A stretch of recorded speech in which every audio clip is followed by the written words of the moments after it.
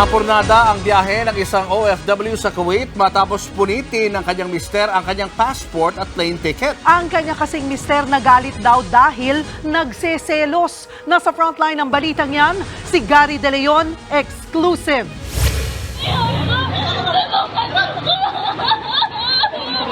Napagulgol ang OFW ni si alias Myra habang nasa NAIA Terminal 1 kanina.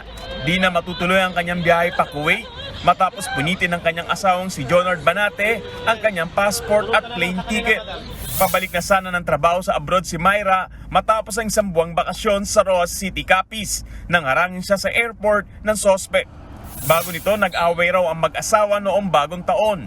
Nagselos daw ang mister niya sa kaibigan nito na kainuman nila. Nanggalit siya ng selos.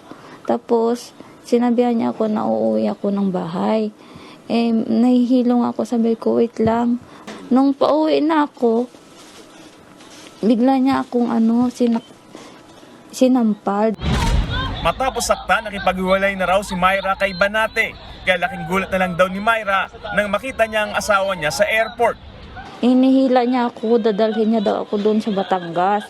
Sabi ko, hindi pwede. Nagpalag ako, hinila niya ako, bigla niya na lang kinuha yung cellphone ko, tapos binato niya.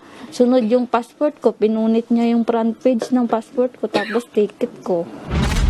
Agad naman rumuspondi ang PNP Aviation Security Group nang marinig ang hagulgol ni Myra. Inaresto nila si Banate. Sinampahan na rin siya ng reklamo ni Myra at nangakong tuluyan ng puputulin ang kanilang relasyon. Pag hindi ko pinakulong, uulit-ulitin niya, lagi na lang. Lagi na lang. Tumanggi na magbigay ng pahayag si Banate na nahaharap sa patong-patong na reklamo, kabilang ang paglabag sa Anti-Violence Against Women and Their Children Act at physical injury.